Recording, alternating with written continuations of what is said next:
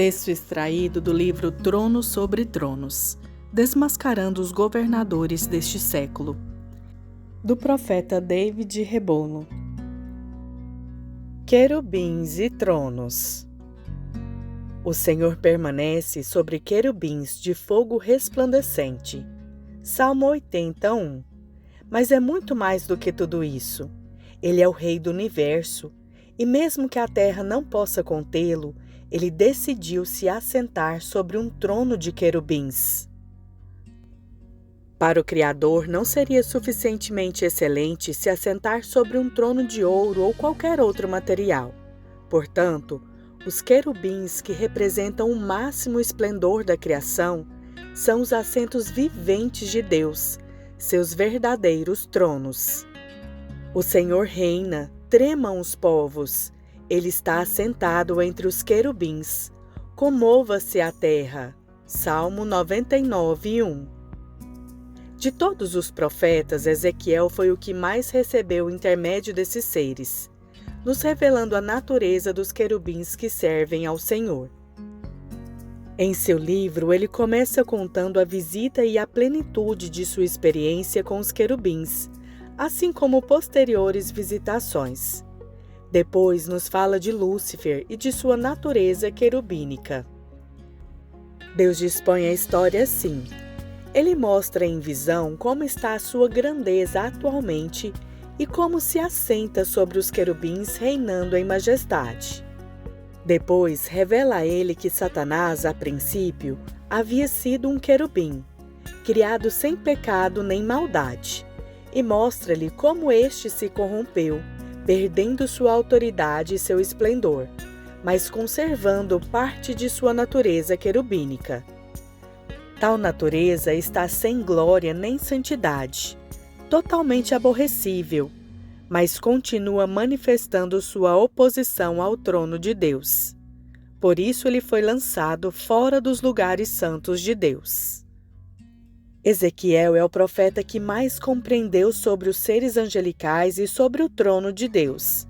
Ele os viu, os tocou, esteve com eles, e também lhe foi confiada a revelação para que transmitisse o conhecimento de quem na verdade era Lúcifer, agora chamado Satanás, um trono caído, por usurpar a adoração para ele.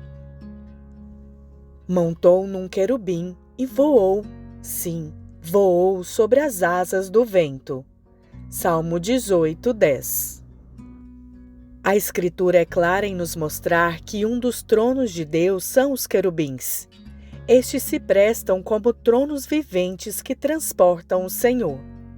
Ezequiel, próximo ao ano 595 a.C., viu quando se abriu uma dimensão e a glória de Deus apareceu em forma física e em fogo. Ele detalha na visão a aparência e a forma desses querubins como nenhum outro faz nas Escrituras.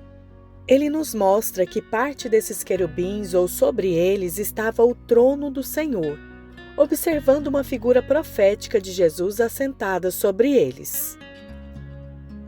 Olhei, e eis que um vento tempestuoso vinha do norte, uma grande nuvem, como um fogo revolvendo-se nela, e um resplendor ao redor. E no meio dela havia uma coisa, como de cor de âmbar, que saía do meio do fogo. E por cima do firmamento que estava por cima das suas cabeças, havia algo semelhante a um trono que parecia de pedra de safira. E sobre esta espécie de trono havia uma figura semelhante à de um homem, na parte de cima, sobre ele.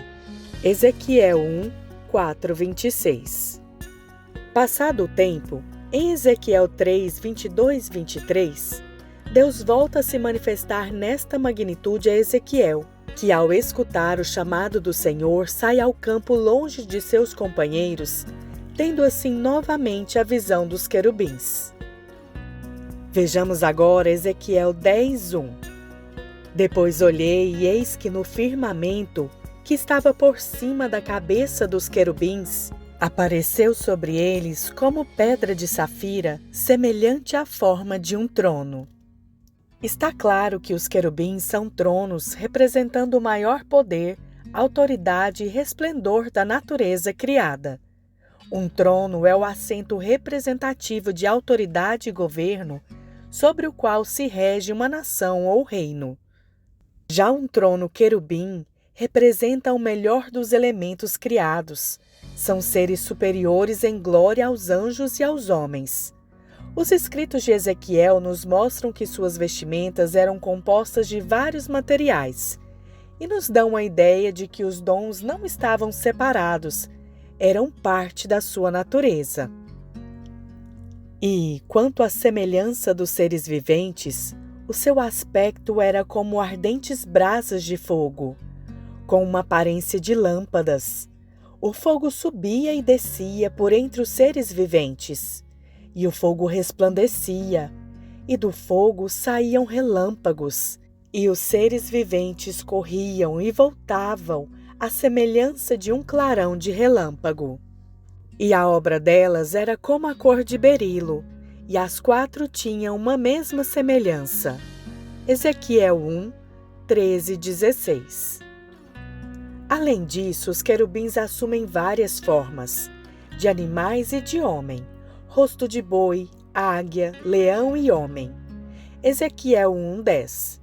Mas seu principal rosto de querubim é o de boi. E cada um tinha 4 rostos.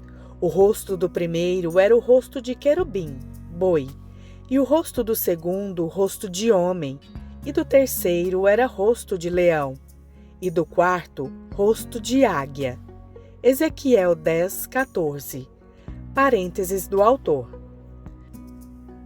Isso é importante para o nosso estudo, pois veremos como os diversos deuses, entre aspas, que se estabeleceram na cultura das nações, assumirão principalmente esses rostos: de boi, Baal, Minotauro, de águia, Zeus, de leão, Apolo, de homem, Satanás. Estivestes no Éden, jardim de Deus. De toda a pedra preciosa era a tua cobertura: sardônica, topázio, diamante, turquesa, ônix, jaspe, safira, carbúnculo, esmeralda e ouro. Em ti se faziam os teus tambores e os teus pífaros. No dia em que foste criado foram preparados. Tu eras o querubim, ungido para cobrir, e te estabeleci. No monte santo de Deus estavas, no meio das pedras afogueadas andavas. Ezequiel 28, 13, 14. O texto apresenta a Satanás, Lúcifer, que era um querubim do céu, mas que por sua maldade foi derrubado e perdeu para sempre sua posição no lugar santo junto a Deus. Assim, ele com muitos outros, mais de sua mesma espécie, vieram a ser os deuses dos homens que, sem a revelação de Jesus Cristo, adoraram a criação e os espíritos caídos.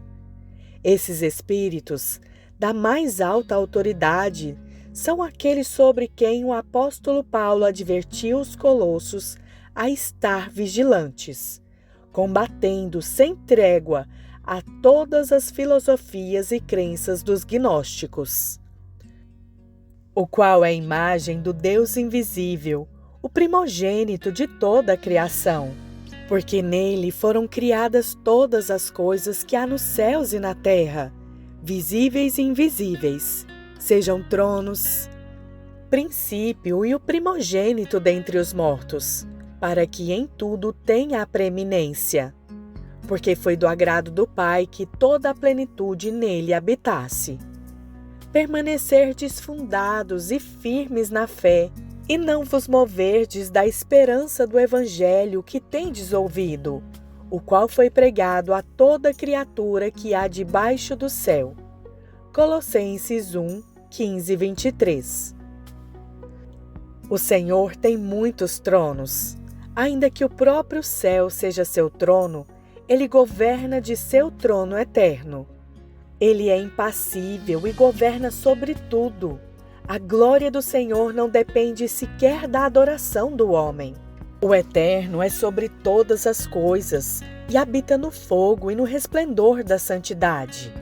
Por isso podemos confiar que, seja como for, Ele sempre vencerá.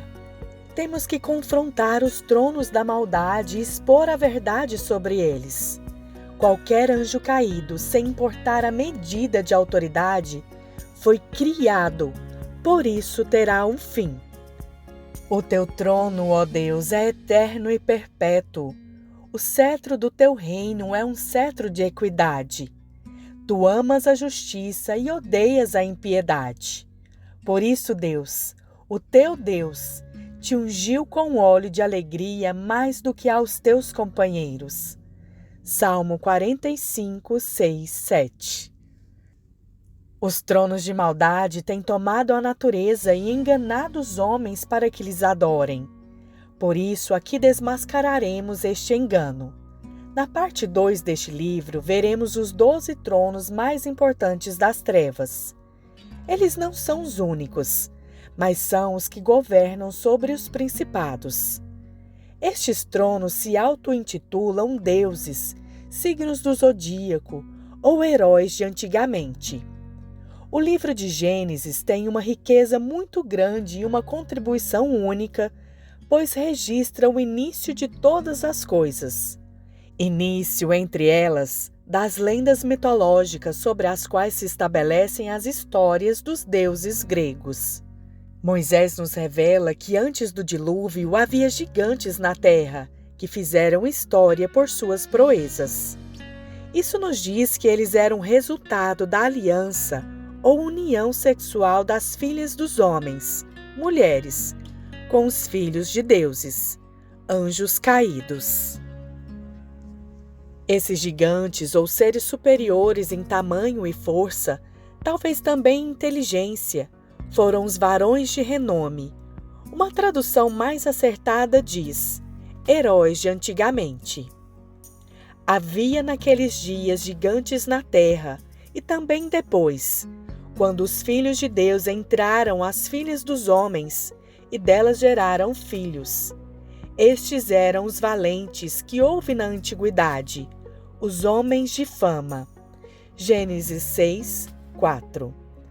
Eles são os lendários heróis mitológicos que os gregos contam em lendas, deformando e modificando as mesmas com o tempo. Mas essa é uma evidência escritural de que a maioria das histórias gregas foram forjadas sobre realidades paralelas de intervenções de demônios na história dos homens. Estes seres mitológicos, passado o tempo, depois de haverem entrado na cultura grega, tiveram seus nomes atribuídos às constelações e, em nossos dias, se tornaram signos do zodíaco. A origem dos tronos do zodíaco pode ser decifrada em Deuteronômios 4, 16, 19. Para que não vos corrompais e vos façais alguma imagem esculpida na forma de alguma figura, semelhança de homem ou mulher, figura de algum animal que haja na terra, figura de alguma ave alada que voa pelos céus, figura de algum animal que se arrasta sobre a terra, figura de algum peixe que esteja nas águas debaixo da terra, que não levantes os teus olhos aos céus e vejas o sol, e a lua e as estrelas, todo o exército dos céus, e sejas impelido a que te inclines perante eles, e sirvas àqueles que o Senhor teu Deus repartiu a todos os povos debaixo de todos os céus. Deuteronômio 4, 16, 19. Os antigos babilônios e os posteriores gregos os aperfeiçoaram, separando uma marca imaginária da órbita do planeta e da Lua através do céu. Cada parte dessa circunferência de 30 graus, para cada mês, engloba várias constelações. A essa parte do céu foi atribuído o nome da constelação mais importante. Em Isaías 47, 13 vemos: cansaste-te na multidão dos teus conselhos. Levantem-se, pois agora os agoeiros dos céus e os que contemplavam os astros, os prognosticadores das luas novas e salvem-te do que há de vir sobre ti. Isaías 47:13. Há diversas variações entre os vários tipos de zodíacos, entre o ocidental, chinês, o maia e assim por diante, dependendo da região, mas ao nosso estudo bastará saber o essencial deles. Pois essa não é a sabedoria que vem do alto, mas é terrena, animal e diabólica. Tiago 3:15. As Escrituras nos advertem e condenam tais práticas. Por isso, trataremos de ignorar tudo o que implica o culto ao zodíaco, só nos interessando saber quais são os demônios ou tronos que se escondem por trás deles para enganar o mundo. Como veremos no transcurso dos capítulos, há espíritos que têm usurpado o lugar das estrelas e enganado os homens. O que vamos fazer é expor luz sobre as trevas para denunciar a mentira. Os patriarcas, juízes, profetas e apóstolos combateram essas práticas e expuseram a feitiçaria delas. E expor luzão ao sol, e à lua, e a todo o exército do céu, a quem tinham amado, e a quem tinham servido, e após quem tinham ido, e a quem tinham buscado e diante de quem se tinham prostrado. Não serão recolhidos nem sepultados, serão como esterco sobre a face da terra. Jeremias 8:2. Vamos persegui-las implacavelmente pelas Escrituras e trazer revelação sobre os eventos históricos relatados na Bíblia, que nos mostram com quem Elias, Daniel e Paulo combateram, e qual era a cultura zodiacal babilônica e, por último, grega, que tiveram que confrontar. E igualmente aos que queimavam incenso a Baal, ao sol e à lua, e aos signos do zodíaco, e a todo o exército dos céus. 2 Reis 23:5. Que não levantes os teus olhos aos céus e vejas o sol, e a lua, e as estrelas, todo o exército dos céus, e sejas impedido a que te inclines perante eles, e sirva àqueles. Deuteronômio 4:19. Essas mesmas raízes estão hoje em nossa sociedade, e devemos conhecê-las. Jesus, o Senhor da criação, o qual é a imagem do Deus invisível, o primogênito de toda a criação, porque nele foram criadas todas as coisas que há nos céus e na terra, visíveis e invisíveis, sejam tronos, sejam dominações, sejam principados, sejam potestades. Tudo foi criado por ele e para ele. Colossenses 1:15-16. Ao ler os capítulos que falam sobre os tronos da maldade, tenha em mente esta visão. Não pretendemos exaltar as trevas nem infundir medo, mas é necessário revelar toda a sujeira e o oculto que o inimigo tem tramado por trás da cultura dos homens. Cultura de mitologias e do zodíaco está presente diariamente nas capas de todos os jornais e revistas, na voz e na imagem de todos os meios de comunicação. Devemos denunciar as trevas e, principalmente, libertar nosso povo, levantando muitos intercessores preparados, para que assim a terra seja cheia do sopro do Espírito e a cobertura de maldade seja removida das nações. Cremos em Jesus Cristo como o primogênito do Pai, que o enviou e o ungiu. Cremos que ele morreu por nós para nos libertar do pecado, que ressuscitou e subiu ao céu, sendo coroado em todo poder e autoridade. E cremos que ele nos enviou o poder do Espírito Santo para que manifestemos sua verdade a todas as nações. Esse Jesus é o Senhor único do universo, e tudo mais na criação é sua obra, e, portanto, deve se ajoelhar diante dele. Jesus é a luz do mundo, e essa luz jamais foi tomada pelos tronos, pois nada tinham nele. Assim, Pela luz de Cristo, podemos proclamar a vitória sobre toda a maldade.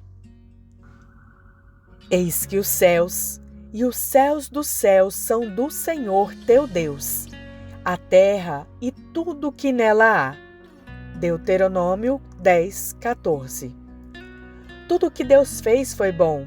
Isso inclui as estrelas e os planetas. Ele os fez para proclamar sua glória e para que o adorassem. Hoje a natureza está escrava contra a sua vontade por causa do pecado do homem. Porque a criação ficou sujeita à vaidade, não por sua vontade, mas por causa do que a sujeitou, na esperança de que também a mesma criatura será libertada da servidão da corrupção para a liberdade da glória dos filhos de Deus. Porque sabemos que toda a criação geme e está juntamente com dores de parto até agora. Romanos 8, 20 e 22. Assim, devemos separar as estrelas dos demônios e dos tronos, e também separar o conhecimento científico da astronomia, ciência que estuda o espaço, da astrologia, religião pagã. E viu Deus tudo quanto tinha feito, e eis que era muito bom. E foi a tarde e a manhã, o dia sexto. Gênesis 1, 31. Assim os céus, a terra e todo o seu exército foram acabados. Gênesis 2, 1.